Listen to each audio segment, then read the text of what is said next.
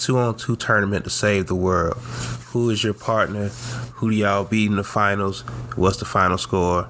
Games to 12. Championship to 15. All one game elimination. Mortal Kombat basketball style. All right, so I'm going to go Legends. Legends is who we playing because we trying to overcome the Legends. So Wilt is the legend of all legends because he got all the records. So I see like Wilt as like the big boss at the end. You gotta get past Wilt. And Wilt is gonna run with I'm gonna say Wilt is gonna run with he's gonna run, just to make a quick answer, he's gonna run with Oscar Robertson. Ooh, the underrated boss, undervalued boss, do it all type player. To beat those two, I'm gonna switch it up. And I'm going to choose Vince Carter. Okay. Do it all, Vince Carter. New Jersey Nets, Toronto Raptors, Vince Carter. Okay. 25, 26 points per game, Vince Carter. Okay. 40 in the playoffs against Allen Iverson, Vince Carter. Okay. A lot of people may don't remember that Vince, so I got to remind them. I'm going to go Vince and Kevin Garnett. Garnett? Yeah. Versatile KG. Ferocious, determined to win. KG, one of the best defensive players ever. And he's long enough, pause, to stick with Wilt Chamberlain. So, for sure. Vince Carter, Kevin Garnett, just to give somebody a different flavor. And I feel comfortable with those two. Against Oscar and Wilt Chamberlain. Okay. So Vince Carter and KG for the win to save the world? Yeah, Vince Carter hit the game winning shot. They take the lead, win 7-5, game to 7. Okay, I like that. They all ones. All ones. Okay. And with that being said, I'm John W. It's Fresh X. And this is the Hoopers Pod. And that's an interesting choice because, of course, Oscar won with Kareem in real life. But Wilt is, like, different. Like you say, hopefully Garnett is long enough to be able to deter some shots. But it's like Wilt is like the one to overcome, right? Because Vince Carter and Oscar match up, 6'5", 6'6", 6'7". Yeah. So it's there where it's like y'all doubling down on Wilt, hoping Oscar misses some long jump shots. It's funny because players like Kevin Garnett are so underrated, and he's one of the people that I think he was one of the last people that praised the young generation of being so good and saying how tough it would be for some of the older generation players. But I don't think what it gets lost in those comments too is even he's kind of forgetting about himself. Like, you're an older generational player, and he would definitely thrive in today's game. Mm-hmm. So I think he would have thrived back then. Also, just being long and defensive minded, rebounding the ball. So he's been good then. But my favorite KG story is always the Paul Pierce's McDonald's All-American story, or maybe it was the AAU tournament. I can't remember. I'm pretty sure it was McDonald's All-American. But he was like, they was all together and they was talking about where they going. Stephon Marbury was going to Tech. He was going to Kansas. And they was like, KG, where you going? He said, I'm going to the league. And they was like, you can do that? Because, KG was the first to go to the league since Moses, right? Yeah. So they was all shocked. He was like, you wouldn't even think about college at all. So Kevin Garnett is super underrated. So shout out to Kevin Garnett. Glenn Taylor should do right and sell the Timberwolves to Kevin Garnett's ownership group. That's a story for another day. But, yeah. Facts, though. Shout out to Georgia Tech. I like how you Stephon Marbury, Georgia Tech alum. My bad, y'all. Shout out to Georgia Tech for making the tournament. I'm pretty sure we shouted them out on something else. Yeah, we shouted them out on all platforms. They're going to continue to getting shout out. That's the home team, Tech Wood. Shout out to Georgia Tech. That's exactly ACC how champions. I know we did this because you said that before. Right, yeah. ACC champions. Apparently, this is the first time they've won the ACC tournament since '93. Don't get that mistaken for thinking this is the first time they've been good since then. But I was shocked to hear that because just thinking about Jared Jack's team in particular, not even Chris Bosh when they were there, they were solid. Next year. But Jared Jack's team made the national championship, lost to UConn.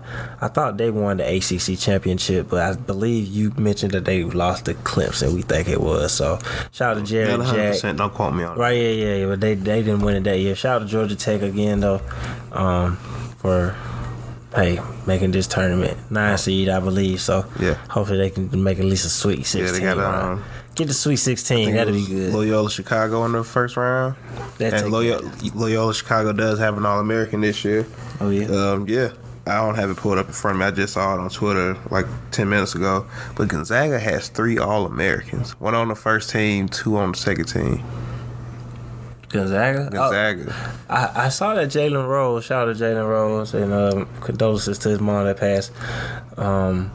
He said that Gonzaga's built like a super team in college, and he expects them to have a couple picks in the draft this year. I haven't followed college super closely, just loosely a few players. I definitely know Jalen Suggs is on Gonzaga. Name I hear all the time. Yeah, and he's, some people think he could be number one. Not many people, Cade is kind of, I feel like everybody's favorite. Who was also an All-American. Yeah, shout out to Cade Cunningham. Another player that we're gonna see in the draft, but I think this is the year. What I've been hearing, I don't know, but it just seems like this is the year when Gonzaga has their chance to undefeated finally get that championship. Mark Few has shout out to Mark Few. He's been there. We were in the college. I mean, I don't know how close you follow college nowadays.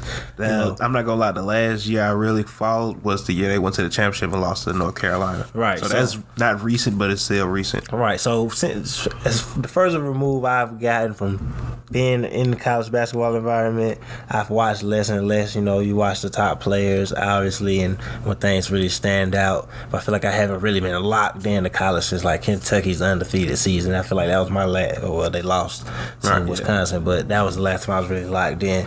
But Gonzaga, their reign kind of started when we were. I would say they were the original mid-major darling who thought if they got picked every year to put out one of the bigger powerhouses, not necessarily a higher seed because they would always get a decent seed. They would get like a 4, 5, 6. Just to put out a powerhouse, and they would always slip up right at the Sweet 16. Adam Morrison, Dan Dickow, Pargo, Terry-Off, just teams. Austin Kelly Day, Olynyk's team, Olynyk, right? Yeah. Like say, Domantas Sabonis' team is the one that went to the championship, and lost. But yeah, Gonzaga's been doing this since like. Since off the top of my head, like 2000s. Yeah, right. Since I was like the 7th grade, honestly, off the top of my head, from what I can remember. So, shout out to this. I think Mark Few is one of those people. Like I said, I don't like to say people deserve things because you have to go out and get them. That's like just the honest truth. Like you don't earn a championship, but he's a championship caliber coach because he's been there.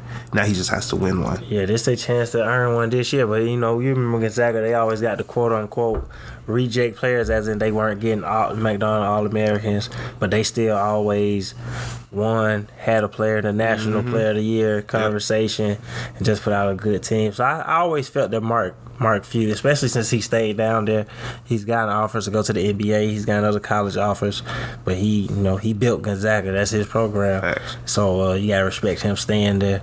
But I feel like just from what I'm hearing and what I'm seeing, this is a good year for them to get a championship. So shout out to Gonzaga. I think they're gonna get it this year. Hey, you know what's funny? I remember, like I said, this is like the first time I remember Gonzaga getting the All-American. It was Austin Day. He was in between like the Kevin Durant years, so there was all these 6'10" skinny power forwards masquerading as small forwards, and he was the one. And after that, I'm pretty sure Gonzaga has consistently gotten an McDonald All-American every year after that, honestly. So, like I say, shout out to Gonzaga. Baylor has 2 All-Americans. I think it was a first team and third team. Oh, that's dope. Shout out to Baylor. I haven't followed them this year. The Big 12 seems like it's well represented. We're having 2 in Baylor and then having Cade. And I think it was interesting just to switch, one last topic real quick on college and then we can switch it up. But Oklahoma State is playing in the tournament and they weren't supposed to be eligible. So I think that's interesting because you get to see Cade in kind of some pressure moments. I don't know exactly what their violation were.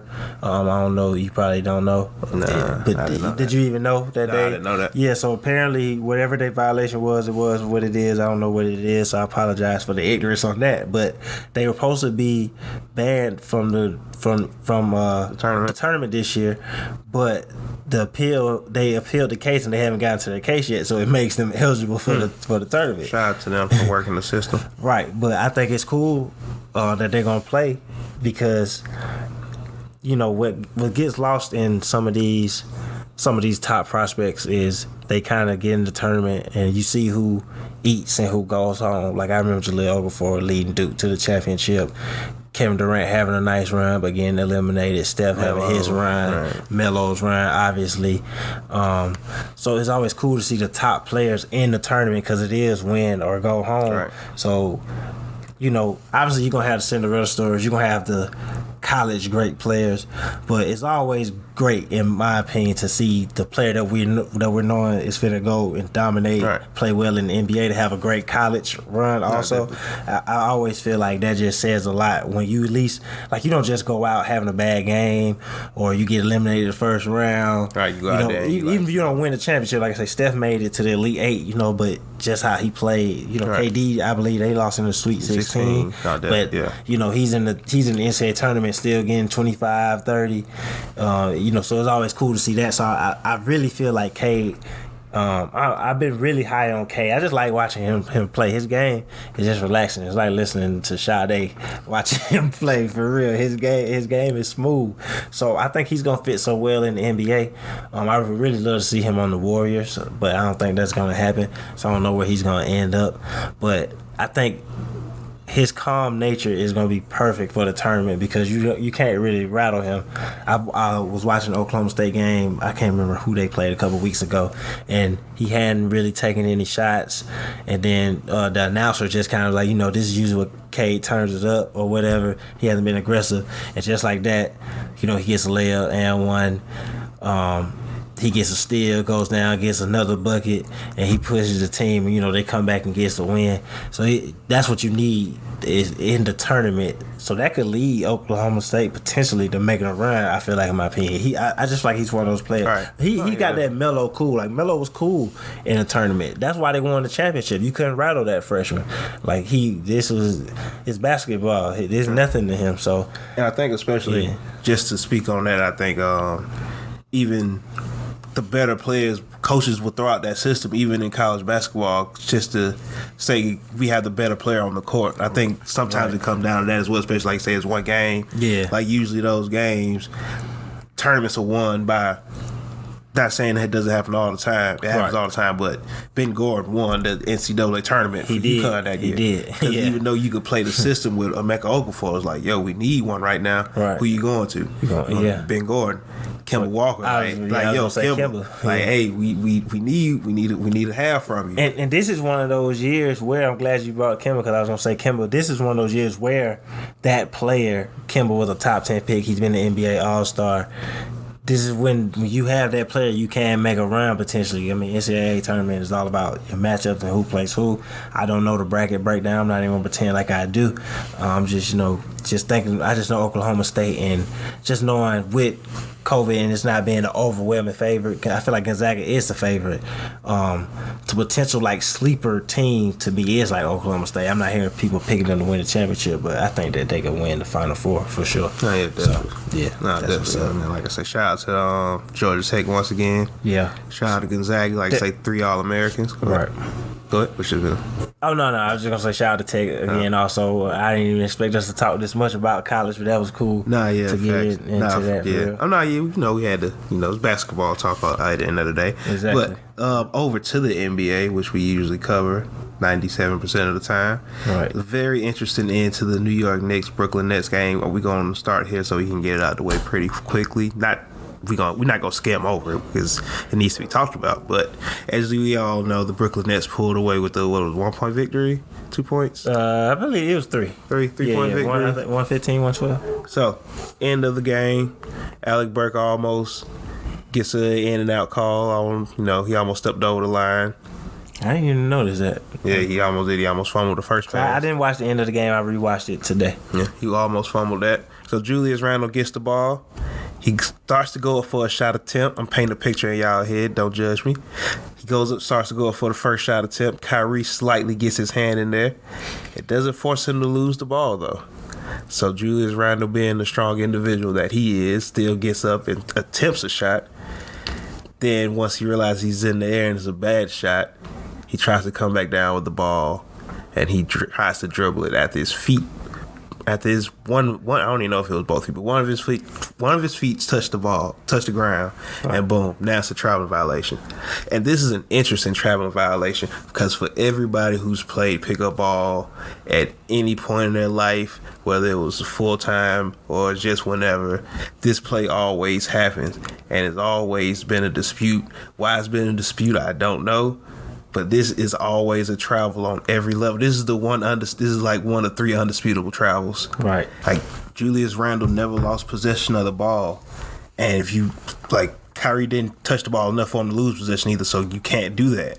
Like you just can't, and it sucks that that's how the game ends because you don't want to lose like that. But right. It was a bad play. Yeah, because it looked like Kyrie swipes at the ball. Well, he does swipe at the ball, but it's like he just like swiped it more than he even really touched it. And what I've seen some people, I guess their case is that he lost possession of it, but he never lost possession of the ball.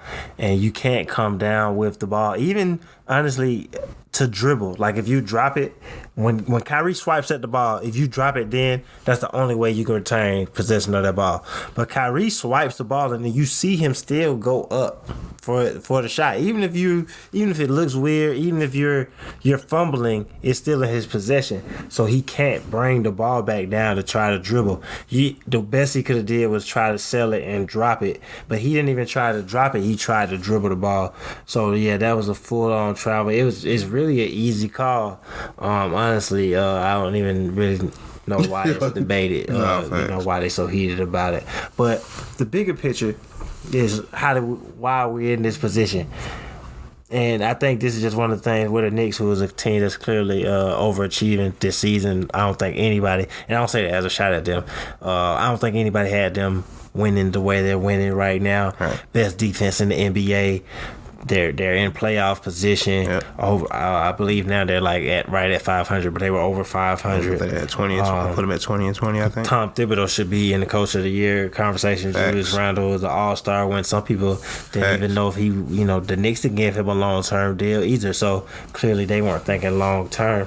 So, but this just shows that. Maybe some of the deficiencies in the team and what they need, and some that came to me just looking at this possession. And I get why you take a 3 because they're down 3, but just looking at that just really showed me why.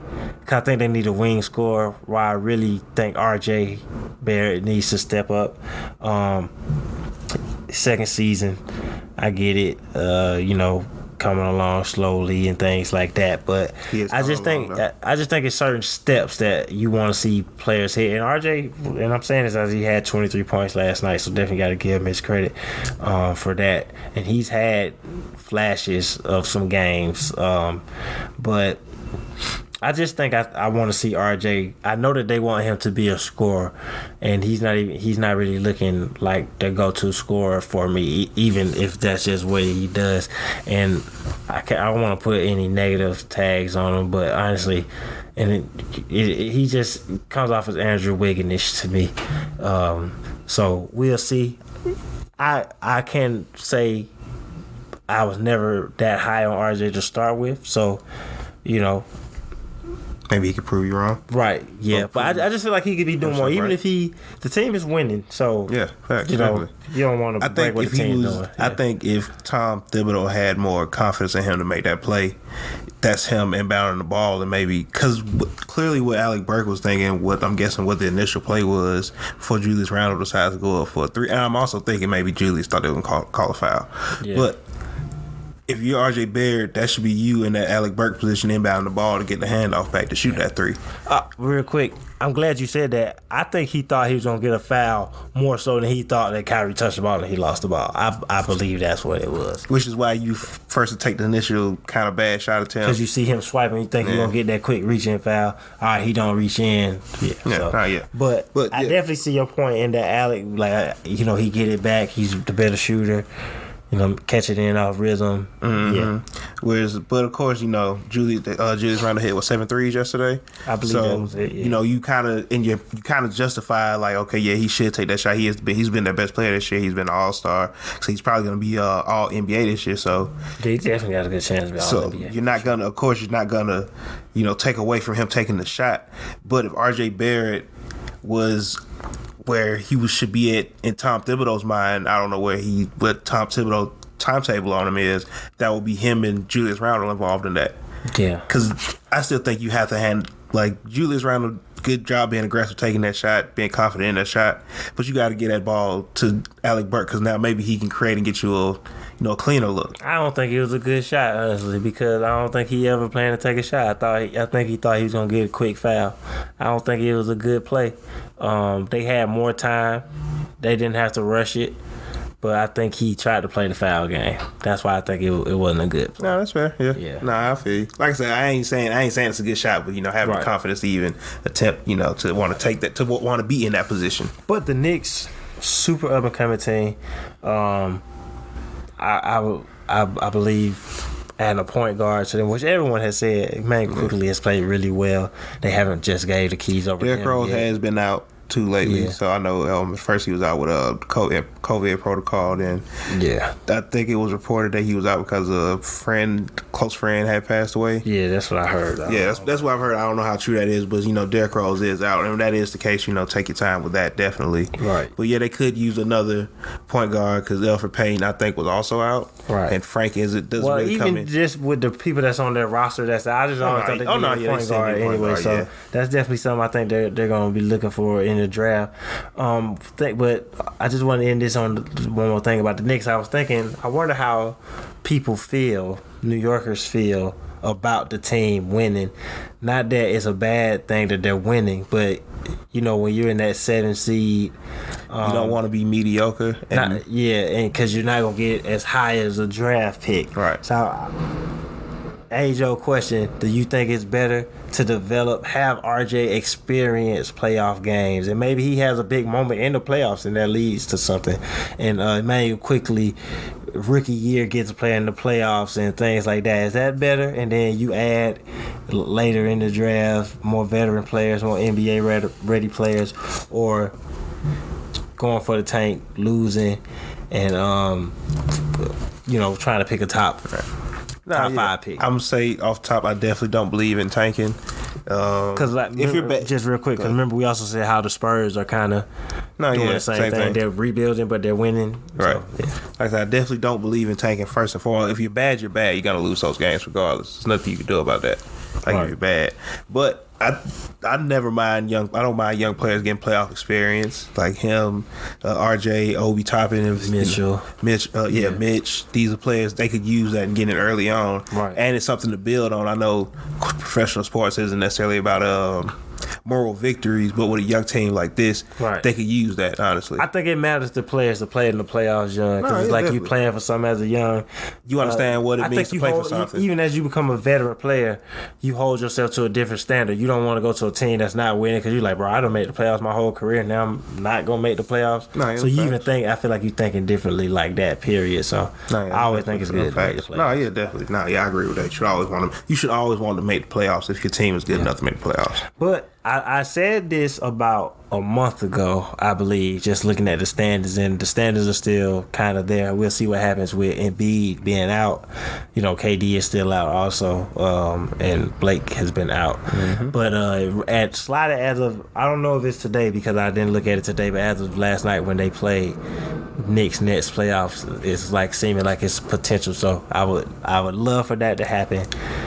Isn't that like a basketball dream come true? Is like New York basketball? Yeah, especially for New Yorkers, that's better. Definitely, that's better than Lakers Clippers. Facts. That's like the Yankees Mets Super Bowl. I mean, excuse me, Super Bowl. Back in the kitchen. I just sounded right. I'm just playing. That sound like Yankees Mets Subway Series, World Series.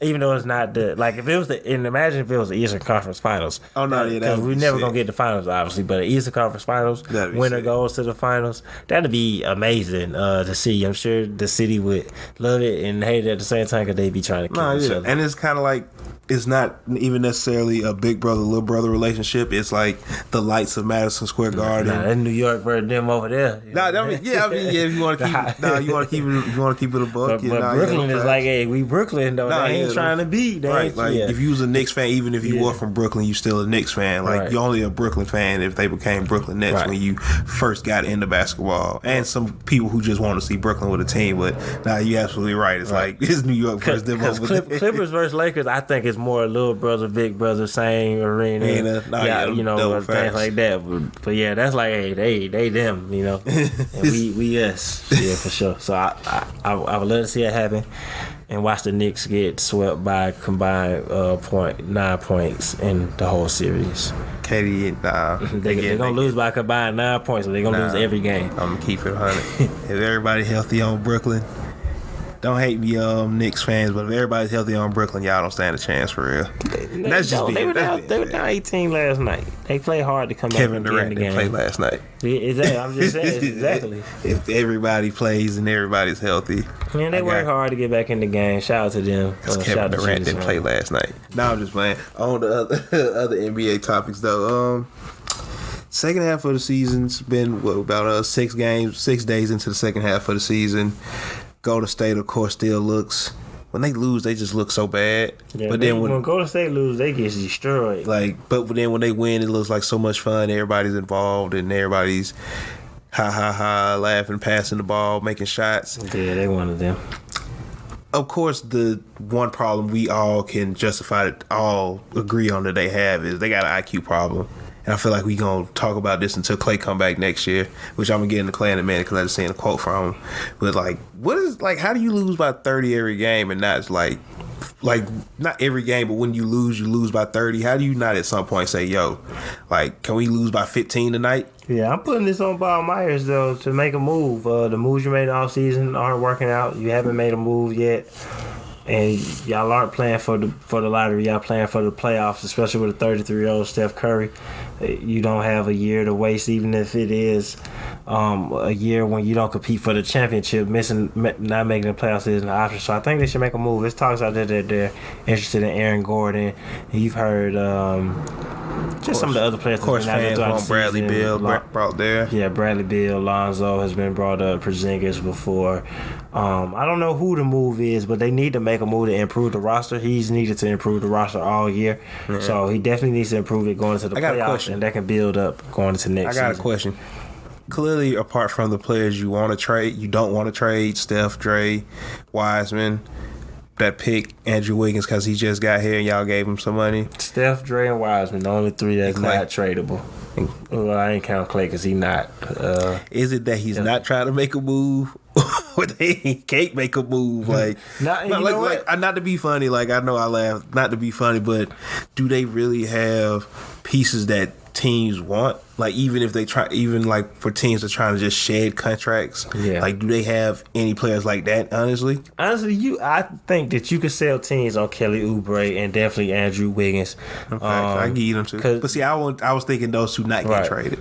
But go ahead. I mean, I would trade them, but that's the thing too. It's because you obviously they're having down seasons, and you know how I feel about Andrew Wiggins. With that being said, I'm not giving him away either. He has averaged 23 points per game. He is having a career year field goal shooting wise. He at the end of the day, he's averaging 17 points per game. Could be all defense on a better team. Right. So no, I don't believe in his defense. But so I'm not just giving him away. And even Kelly Oubre, who had a tough start to the season, picked it up and he's been up and down, but has averaged 19 points per game in his NBA career. Has been a good rotation piece, and he could be having a bad year, and then maybe it could be the fit, and that's what you got to sell teams on. So I think you got to find the players that fit at an asking price, even if you give up a little too much, if it improves the team. Because holding on to draft picks while you got a 33-year-old best player, it ain't the case. You need to be trying to play for championships, and then if you can make something happen, it's going to have to be with Oubre and Wiggins, or you keep one, let the other go. Yeah. And then maybe something with Kevon Looney. I know we like Kevon. Maybe it's because of health, but Kevon, I think, you could trade Kevon Looney. You don't have to hold on to him because he was part of one of those championship teams. He's not about to develop into their starting center. He is at best a solid backup and a spot starter. But obviously, you have James Wiseman, so they can make some moves. I think that they don't mind if they get another high draft pick just because you got Clay. So it's like a gap year. But you can't do that with Steph, and I think Steph wants to compete. Right. No, yeah, definitely. I know, of course, I don't know why, the first thing people go to, like, say, Porzingis, Bradley Beal, other players of that nature. I think they need to fill the roster out as far as the role players go. Like, just bring in competent role players who understand what their role is, and, they're going to do that to a high level. Right, because, for Porzingis, for who? You train Draymond? You train Wiseman? What line are you about to play? Steph, Klay Thompson, Porzingis, Draymond, and James Wiseman? That's not winning nothing. It's not going to happen. Draymond at the three. Porzingis at the three. Porzingis at the three. Draymond at the three. Who's at the three? I mean, y'all taking positionless basketball, quote unquote, too far. Like I get Bradley Beal because you could slide Clay to the three, but I think getting a wing player that's also a high level defender would be better. So Clay doesn't have to come right back to defending the top player on the other roster. So I've liked the idea of Aaron Gordon. I don't really think he's a three though, but he could play the three. So I've liked the idea of him coming there. I said earlier before, it's probably the trade is dead now, but when it was like talking about Lonzo coming there, Lonzo and JJ Redick, a player like that, I think you got to find someone, a wing scoring type defender player. Even if it's not an all-star player, it could be a role player. Really good, high level role player, right? Definitely. But somebody's out there, and you got to make a move for him. And I'm glad you just brought up Clay because I seen a quote with him saying, he's not. He's not gonna come back running off 100 screens and guarding the best defenders. Guarding the best wing players. You're gonna have to give him some time, right? Especially his first year. So when he comes back, even if he's not 100%, let's say Clay come back and for a good part of the year he's 85%. How good you think Clay can be? That's good enough. 85% Clay still probably be about 16 to 19 points per game. 43% from three. Can play defense for you in moments. He's gonna have slumps. He's gonna have tough games. Yeah. But I think if you fill out the roster and James Wiseman develops, Draymond comes to play all year, you still got Steph. You really just need to figure out what's gonna happen with Wiggins, Oubre, that three spot because one of them either needs to develop or you need to flip that and you get someone.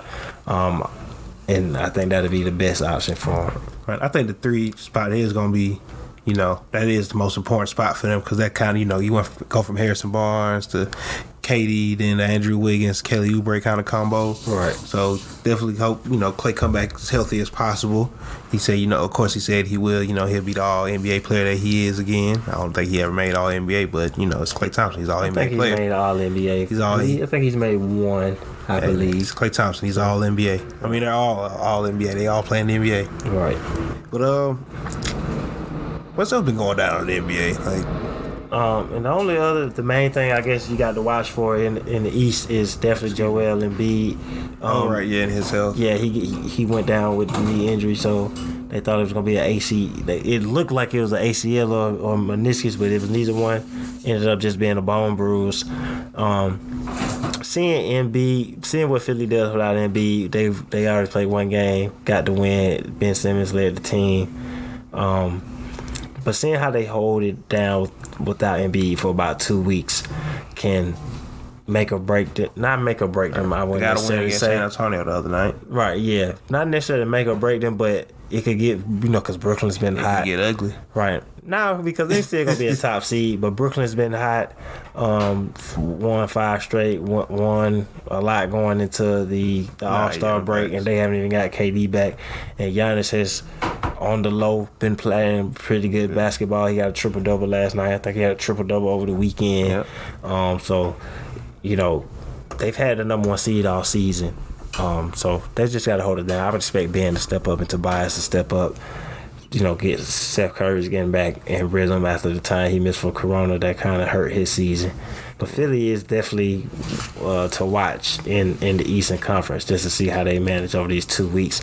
And I would say the last thing is to see the MVP race. Definitely. To see how that sticks out. I think LeBron got a chance to jump back in front of Embiid. And maybe someone else got a chance to throw their name out there. I've been hearing the Chris Paul talk. Yeah. I still like Dame in the conversation. Yeah. CJ's coming back soon. Yeah. But maybe Jokic, if they can get Denver pick it up. Yeah. But I think it's LeBron, Embiid, Dame, and whoever else. One of their race to win or lose. Kyrie Irving in the 3 spot. How Kyrie's playing recently? He's playing really well, but I don't think Kyrie's playing. I think what I've been seeing a lot recently, just feel like playing well over 2 to 3 weeks or over a month and a half. He's averaging 27 on 90, 50, 40 all year. He has, but he also missed 7 games. He did, and they did go through stretches earlier in the season where they lost. While, I mean, Embiid's biggest blip has been getting COVID. I mean, the contact tracing and then his knee injury recently. He's had a flawless season. Honestly, Philly's in first place. Okay. He's averaging 30 and 13. I would say LeBron has had a flawless season pretty much so far. Anthony Davis being out. I saw some defensive numbers today that says that he should be in the Defensive Player of the Year conversation. He was a top 5 at the break. Right, so him and Jamal Murray. It's hard to just jump those guys because of a couple good weeks. Like overall, even without Anthony Davis, the Lakers haven't just, they've lost some games, but they haven't just fallen off. But, the numbers Kyrie's putting up right now is crazy. But I don't have him in the MVP conversation. Nah, I feel you. But I'm glad you brought up Anthony Davis because I did just remember, of course, did you see he say he was going to be out another 3 weeks and it could be longer? Right, yeah. How does that, because they got the number 1 defense without him playing right now, how does that really affect the Lakers? Because you expect him to come back at some point. You don't expect him to miss the rest of the season and the playoffs. Right, yeah. You hope he come back during the season just so he's not trying to catch rhythm in the playoffs, even though the first, you never know how that first round matchup is going to be. It's probably not going to be too much to sweat. But I think that calf strain scares everybody because KD had the calf strain and then he tore his Achilles the next time he stepped on the court. And as Jalen Rose pointed out, he had a calf strain injury, but the last time he was pictured, the ice was on his Achilles. Yeah. So it's just something that, like calf strains, hamstring injuries, groin injuries, they're just such weird injuries that can lead. Leg injuries in general. Yeah, but those in particular, they make you overcompensate in other areas. So you just never know what'll happen with it. You start using this too much, and now you done tore your ACL, you done broke your foot, tore your Achilles. So the main thing is you're going to need Anthony Davis to win the championship. LeBron can close out the season, win MVP, finish top 3, 4, home court advantage, win a first round series. But once you start getting the second round, and you need that guy with you. Right. You run into the Clippers, you run into Utah potentially, Denver potentially, even Phoenix, who plays really well together. But I think LeBron can handle Phoenix. But and even beyond though, going to the East, so KD, having to play Brooklyn, having to play Giannis potentially, having Miami, to play Embiid in Philly. You're gonna need Anthony Davis to win the championship. The Lakers, as constructed, will not win a championship without Anthony Davis. No, I agree with that. Yeah, I definitely agree with that. Championship contenders, real quick. For now, I see about it's a few because this year it doesn't feel like it's just like a dominating team. Brooklyn's been really hot. Like they're so flawed. Like their top guys are gonna hoop, especially once KD and Blake gets in the lineup. But just looking at their bench numbers last night against the Knicks and seeing 6 points, 3 points, 2 points, 0, it's a scrappy bench. Like they come in and do the hustle stuff. Man, that's not winning you no championship. That is not gonna happen. They come in and do the hustle stuff. Especially it seems like he will, but James Harden getting a triple double every night and Kyrie scoring you 30 isn't gonna win you every game. You know, it's gonna get you some games. Kevin Durant out there. Even they lost some games with him out there also. So it's gonna be hard without those bench players unless y'all are just all contributing at a super duper high level. But Brooklyn is definitely a title contender. Philly is definitely a title contender.